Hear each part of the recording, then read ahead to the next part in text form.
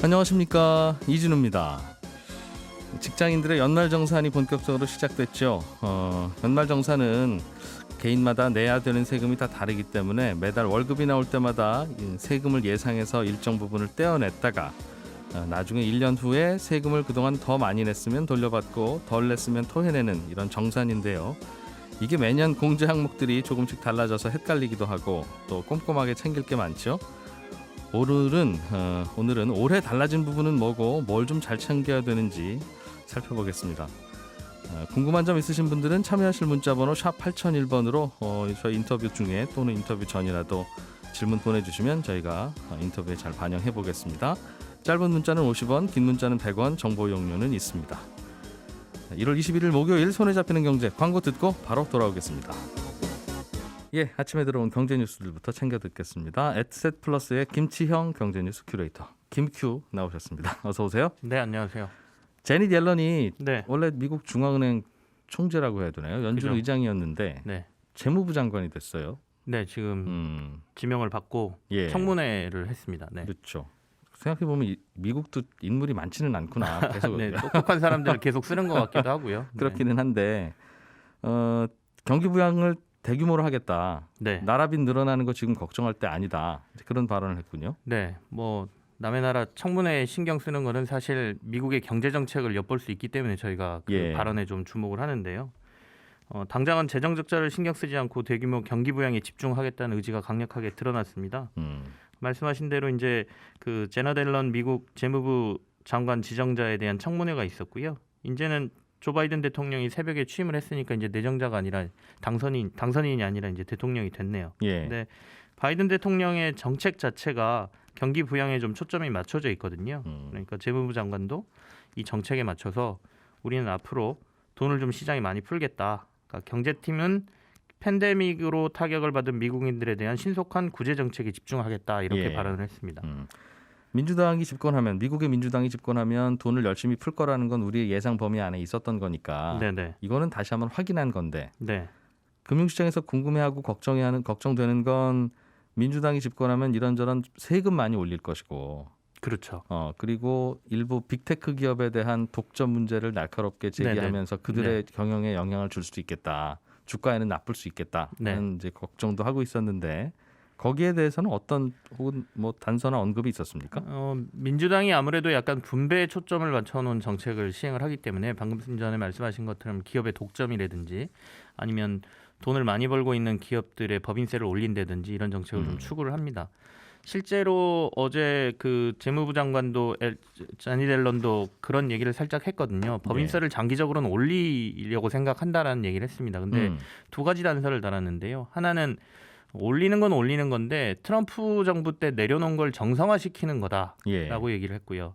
그리고 하나는 팬데믹으로 경기가 안 좋은 상황에서 이게 충분히 미국의 기업들이 감내할 만한 상황으로 바뀐다면 법인세를 인상하겠다 이렇게 얘기를 했습니다. 그러니까 단서가 달려있기 때문에 경제 상황이 안 좋다면 우리는 법인세를 올릴 생각이 없다라는 것으로도 해석이 되거든요. 그래서 그게 그렇게 크게 심리에 영향을 줄 것 같지는 않고요. 네. 두 번째 그 빅테크 기업에 대한 언급은 사실상 뭐 나오지는 않았는데요. 이 빅테크 기업에 대한 독점을 그 강제로 뭐 기업을 분할하거나 이런 것들이 그러면 시장에 안 좋은 영향을 미치느냐. 투자자들 입장에서는 구글을 투자할 때 나는 유튜브만 보고 투자를 하고 있는데 유튜브가 분리된다면 사실상 더 좋을 수도 있다. 이런 해석도 있습니다. 그래서 그 독점하는 기업들을 너네 너무 시장에 독점돼 있으니까 시장을 불안해 또는 기업들을 분할해라고 하는 게 꼭 악재만은 아니다. 이런 해석도 있어서 그건 나중에 이제 민주당이 조금 더 경기가 좋아질 때 상황을 좀 봐야 되겠습니다. 나누기는 나눌 건가 봐요. 보통 이거는 악재 아니야 괜찮아라고 하는 건 대개는 이제 증권가에서 하는 해석일 텐데 그렇게 될 것 같을 경우에 이거 괜찮다는 해석을 주로 내놓더군요. 미국 대통령도 한때는 트럼프가 재선하는 줄 알았다가 그때는 트럼프가 되는 게 괜찮아 시장에. 그러다가 슬슬 바이든이 돼도 괜찮은 것 같은데 라는 분석이 증권계에서 나오기 시작하더군요. 네네. 긍정을 먹고 사는 데가 증권들이거든요. 네. 그렇기는 해요. 삶을 그렇게 좀 살아야 되는데 저희는. 다른 뉴스 하나 보겠습니다. 코로나로 요즘 인터넷 쇼핑몰은 호황인데 이베이 코리아라고 하는 회사가 우리나라에서 대표적인 인터넷 쇼핑몰들 중에 하나인 G마켓, 옥션 이거 운영하고 있잖아요. 그렇습니다. 팔고 싶다고 매물로 나온 모양입니다. 미국의 이베이가 이베이 코리아를 매물로 내놨다라는 얘기가 외신을 통해서 전해졌습니다. 그래서 예. 사실상 이제 매각을 공식화한 것으로 지금 보여지고 있는데요. 말씀하신 대로 그 지마켓, 옥션 그리고 지구라는 그 쇼핑 플랫폼을 네. 이베이 코리아가 운영을 하고 있습니다. 사실 이들은 적자 기업은 아닙니다. 지난해에도 지금 수익을 좀 낸 것으로 보이고요. 예. 2019년도에는 꽤 많은 수익을 낸 회사들이거든요. 그럼에도 불구하고 매물로 나왔다는 거는 최근에 이제 우리나라의 쿠팡이나 네이버 쇼핑들이 이들을 좀 많이 위협을 했습니다. 예전에는 그 말씀드린 쇼핑몰들이 전부 다 우리나라의 절대적인 강자였거든요. 그러면서 성장률 자체가 크게 꺾여 있는 상황이어서 예. 미국 이베이 입장에서는 한국 이베이를 더 꺾이기 전에 좀 높은 가격에 팔고 싶다라는 의지를 보이는 것 같고요. 예. 지금 매각 가격은 한 5조 원 수준이 될 것이다라는 얘기가 나오고 있고 미국 이베이 매출에서 한국 이베이가 차지하는 비중이 약 11%나 되니까 작은 기업은 아닙니다. 그렇겠군요. 업계에서는 누가 좀 사고 싶겠어요? 그렇습니까? 그렇습니다. 아무래도 지금 이베이 코리아를 인수하게 되면 만약에 같이 경쟁하고 있는 쿠팡이나 네이버 쇼핑이 인수한다 그러면 절대적인 강자로 바로 올라설 수가 있거든요. 예. 그래서 상당히 이 M&A 과정이 좀 뜨거울 것이다라는 것을 시장에서 지금 얘기를 하고 있고요. 그리고 말씀드린 것처럼 적자 기업이 아니기 때문에 이들은 2019년까지 15년 연속 흑자 경영을 했던 회사고 그리고 꽤 많은 시장에서 점유율을 가지고 있기 때문에 네. 조금 상당히 뜨거운 경쟁이 이루어질 것으로 보이는데요. 지금 매각 주관사는 골드만삭스하고 모건 스탠리로 정해져 있어서 예. 앞으로 이쪽 시장도 최근에 이제 배달의 민족과 관련돼서 여기요가 매물로 나왔지 않습니까? 그것과 비슷하게 좀 시장에 관심이 뜨거울 것 같습니다. 되게 이거는 몸값 어느 정도 될 거예요? 물어보면 이거는 파는 쪽에서 부르는 가격이라 그렇습니다. 조금 접어서 듣기는 해야 되는데 얼마쯤 얘기 나오고 있어요? 앞서 잠깐 언급드렸는데 한 5조 원 정도로 5조 지금 정도? 얘기가 되고 있거든요. 네, 그래서 네. 만약에 경쟁이 좀 뜨겁다면 이보다 올라갈 수도 그렇습니다. 있다. 예. 이렇게 보겠죠. LG전자가 그동안 스마트폰 열심히 팔아왔는데 성적은 좋지는 않았어요. 네. 결국은 이 사업부를 매각하기로 했다는 소식이 들리네요. 그 LG에서 진짜 아픈 손가락 중에 하나가 이 스마트폰 사업부거든요. 예. 스마트폰 사업부가 23분기 내리 적자를 봤고요. 이 적자 규모만 거의 누적으로 한 5조 원대가 됩니다. 그래서 예.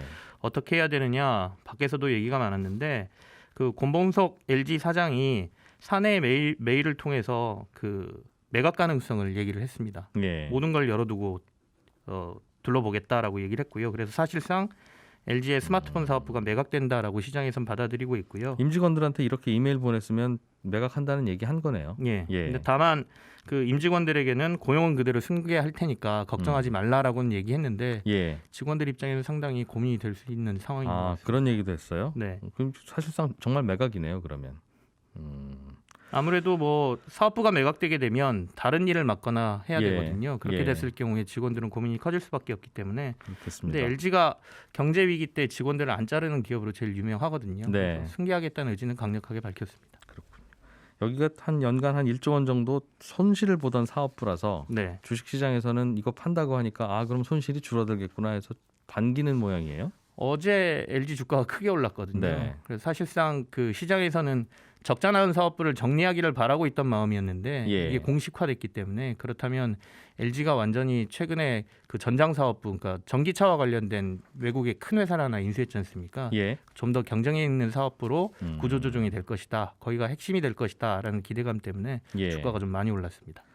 오늘은 미국의 재무부 장관이 얘기했다는 부양책 열심히 네네. 쓰겠다는 얘기, 그리고 G마켓 옥션, LG전자 다 이제 매물로 나온, LG전자가 아니라 LG전자의 스마트폰 사업부죠. 그렇습니다. 큰 기업들도 여러 가지 변화가 많습니다, 요즘. 예, 아무래도 이렇게 경기가 안 좋은 상황에서는 구조조정이라든지 M&A가 크게 일어나면서 예. 1등 기업들에게 조금 더 많은 것들이 몰려가는 기업들도 그렇겠어요. 약간 부익부 예. 빈익빈 현상이 나는 것 같습니다. 에셋플러스의 김치형 경제뉴스 큐레이터였습니다. 고맙습니다. 네, 감사합니다. 예, 연말정산이라고 하는 건 직장인들이 늘 이맘때쯤 되면 해야 될 일이기는 한데 직장생활 오래 하셔서 경험 있게 있으신 분들은 아유 그래 연말정산 이런 거지 싶지만 사회초년생들은 도대체 이게 뭐고 이거 왜 해야 되는지부터 헷갈리는 경우가 참 많습니다. 매년 그렇죠. 오늘도 자세하게 좀 알아둬야 될 것 챙겨보겠습니다. 행복자산관리연구소 김현우 소장님 어서 오십시오. 네, 안녕하세요. 이거 하면서도 이거 왜 해야 되지? 라는 생각이 드는 이유가 네, 월급 떼서 세금 떼가잖아요. 그렇죠. 근데 왜 그럼 그때 잘 때 가든가 왜 정산을 하라고 하는 거예요? 이게 개인마다 내야 될 세금이 다르기 때문에 그 세금을 일일이, 그러니까 뭐 식구수도 다를 것이고 의료비 쓴 것도 다를 거고 이런 이제 개인의 상황은 다 다를 텐데 그걸 매번 월급 낼 때마다 정확하게 계산할 수는 없으니까 일단 대략 1년 내내 떼어놓고 예. 그걸 한꺼번에 한번 결산을 하자. 그게 이제 연말 정산이라고 보시면 됩니다. 이걸 좀 알아보다 보면 소득공제, 네, 세액공제, 예, 공제는 공제인데 그렇죠. 그 빼주는 깎아준다는 듯 같긴 한데 네. 두 가지가 뭐 어떻게 다른지도 좀 알아둬야 될 것 같아요. 우리가 월급을 받는다고 해서 그 월급을 100% 세금을 매기는 건 아니잖아요. 거기서 각종 비용들을 빼고 나머지 부분에 대해서 세금을 낸다 이렇게 보시면 되는데 네. 그 소득에서 빼준다라는 걸 이제 소득공제. 그러니까 내가 월급으로 받았지만 벌지 않은 걸로 쳐줄게. 안 받은 걸로 예, 치겠다. 안 받은 걸로 쳐줄게 하는 게 소득공제고. 그러니까 사장님이 그냥 개인적으로 용돈 준 걸로 쳐줄게. 이거는. 뭐 그런 느낌으로 보시면 됩니다. 예. 그렇게 해가지고 다 빼고 남은 돈이 이제 세금을 내야 될 돈. 이걸 과세표준이라고 말을 하는데 예. 여기에 대해서 이제 세금을 매겨요. 이렇게 계산해 보니까 당신은 100만 원입니다. 그런데 그 100만 원 세금 중에서 얼마를 빼줄게요라고 하는 게 세액공제. 그러니까 소득공제 10만 원, 세액공제 10만 원. 그 중에 뭐 해줄까 그러면? 당연히 세액공제죠. 가장 큰 거니까 똑같은 금액이라고 한다면 어, 네, 세액공제는 나중에 세금에서 빼주는 거고. 내야 될 세금에서 아예 빼주니까. 그렇죠. 소득공제는 처음부터 소득에서 빼주는 거다. 이렇게 예. 보시면 됩니다. 그러나 이거는 그럼 작년 1년 동안 내가 어떻게 소비생활 경제 활동을 했는지에 따라서 내는 세금이 조금씩 달라진다는 거니까. 그렇습니다. 가능하면 절세를 좀 해보고 싶으면 작년 1년 동안 뭘 어떻게 했어야 되는 건데 이미 늦었죠. 그렇죠. 이미 수능 고사장 안에 들어와서 공부 좀 열심히 할 걸 지금 후회하는 거나 마찬가지지만 답안지를 잘 보면 그래도 힌트가 되는 답들이 있기 때문에 지금 뭐 좀 할 수 있는 게 있어요? 그렇죠. 지금이라도? 예, 예를 그리고 들면. 또 조심하셔야 될 게 있어요. 그러니까 보통 요즘에는 연말정산 간소화라고 해가지고 지금 뭐 15일부터 오픈은 됐는데 들어가 보시면 클릭하면 웬만한 건 다 됩니다. 네. 조회가 다 되는데 문제는 여기서 1번 조회가 안 되는 게 있고요. 2번 조회가 되더라도 공제 대상이 아닌 항목들이 있어요. 예. 그런 것들을 만약에 공제가 아닌데 여기 떴네 해가지고 집어넣으시게 되면 나중에 신고 불성실 가산세까지 물 수가 있습니다. 그러니까 요거는 알고 집어넣거나 본인에 해당되지 않으면 집어넣지 말거나 네. 하셔야 될 건데 그중에 대표적인 게 안경 구매 내역이 이제 조회가 될 거예요. 신용카드나 현금 영수증을 쓰셨으면 네. 안경점에서. 근데 이거는 시력 교정용만 사실 가능합니다. 안경이든 콘택트 렌즈든. 네. 그런데 나 선글라스 산 적 있는데 이게 지금 연말정산 간소화에 올라와 있네. 네. 이것도 되나 보다 해가지고 넣게 되면 이건 의료비가 아니기 때문에 나중에 아까 말씀드린 가산세를 물게 되죠. 그 말은 의료비를 쭉 버튼을 누르면 그동안 병원 약국 다녔던 게 쭉 나올 텐데 네. 거기에 안경도 들어가 있습니까? 그쪽 카테고리는 아니지만 아니지만. 안경 따로 떠요. 예. 근데 그걸 내가 임의로 집어넣을 때 그렇죠. 그게 시력 교정용이어야만 합법인 거다. 맞습니다. 안경점에서 작년에 안경을 2번 샀는데 하나는 선글라스, 하나는 시력 교정용 안경이면 양심적으로 선글라스 값은 빼라. 그렇습니다. 그것만 집어넣으셔야 되고 그렇게 넣게 되면 이게 의료비로 포함돼서 최대 50만 원까지 공제가 돼요. 예. 아닌 거는 넣으시면 절대로 안 되고요. 요거랑 비슷한 게 이제 주택자금 항목 중에 대출 이자라든가 원리금, 그다음에 올해부터는 LH, SH 같은 공공주택 사업자한테 지급한 임대료 예. 이게 이제 월세로 잡힙니다. 여기에 조회는 되지만 그걸 제출하는 기관에서 이분이 소득공제 대상인지 아닌지를 확인하고 입력한 건 아니에요. 네. 그러니까 다 이제 뜨기는 뜹니다.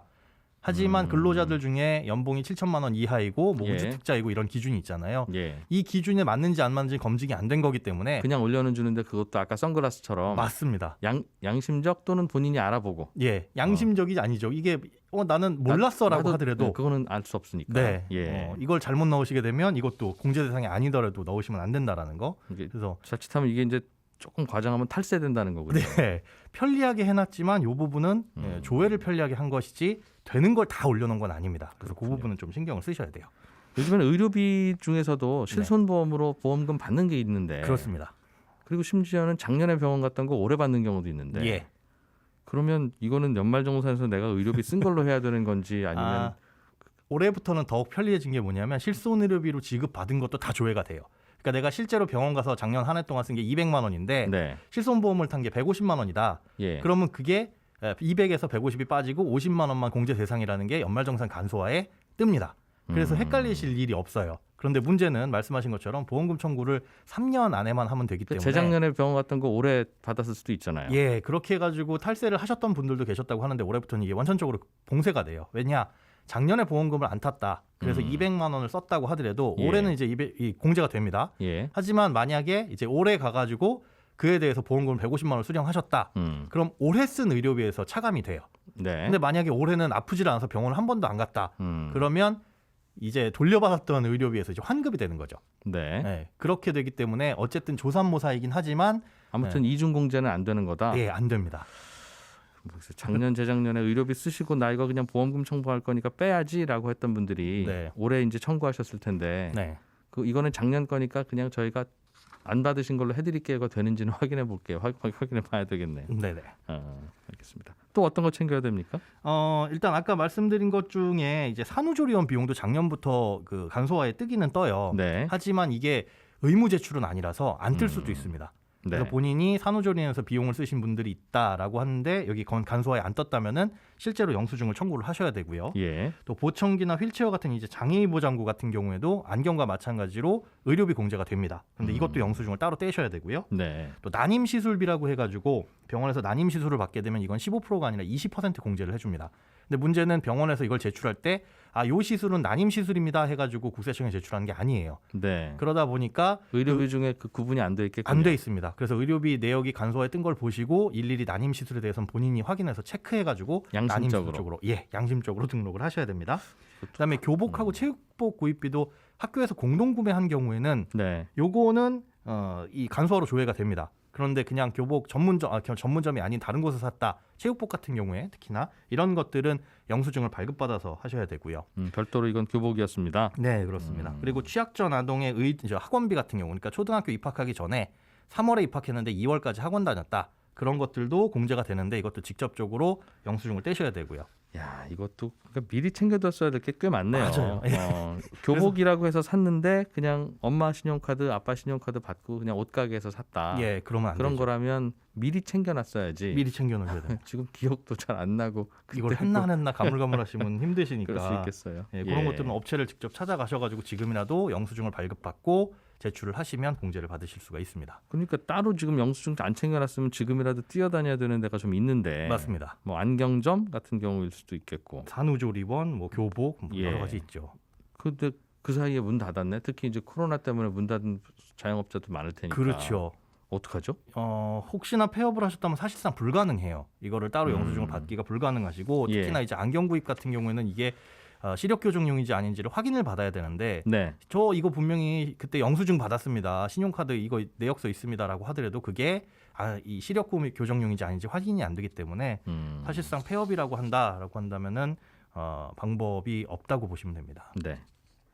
맞벌이 하는 분들은 네. 그 가족 생활비라는 게 같이 쓰는 건데. 그렇죠. 그래도 연말정산에는 누구 돈으로 썼는지 예. 남편 돈 쓴 건지 아내 돈 쓴 건지를 야박하지만 갈라야 되는 상황이 됩니다. 오는데요. 네. 이럴 때 좀 현명하게 가려면 세금을 좀 아낄 수 있다는 게 요령일 텐데. 그렇습니다. 안 그래도 8186번께서 맞벌이 부부의 의료비 공제는 네. 어떻게 해야 됩니까? 예. 애가 아파서 병원 갔는데 이 네네. 애는 아빠 딸입니까? 엄마 딸입니까?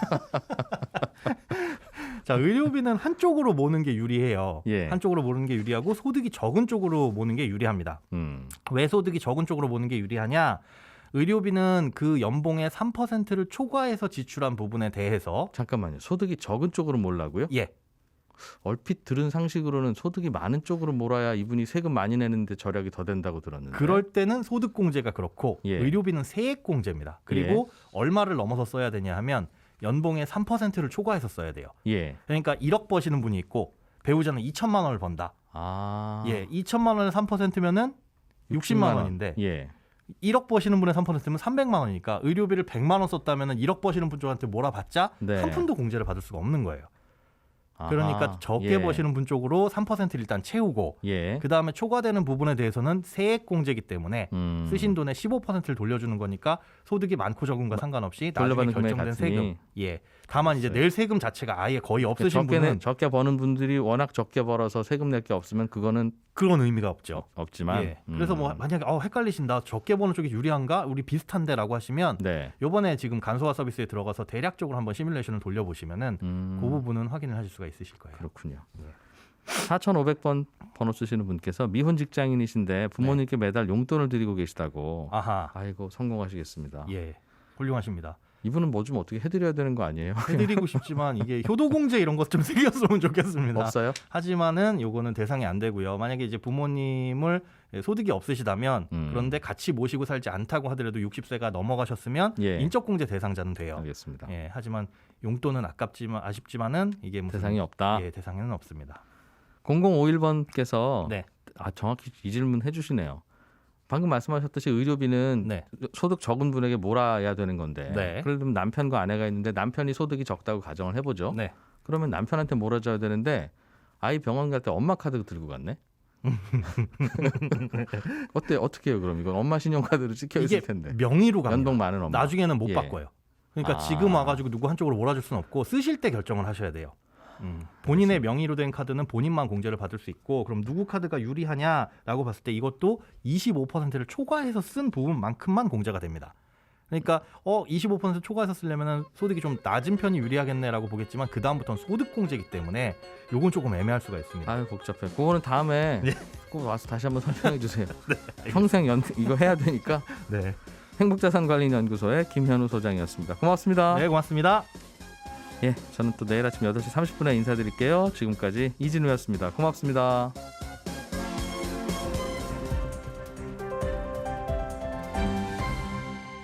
경제를 생각하는 사람들의 즐거운 습관. 이진우의 손에 잡히는 경제.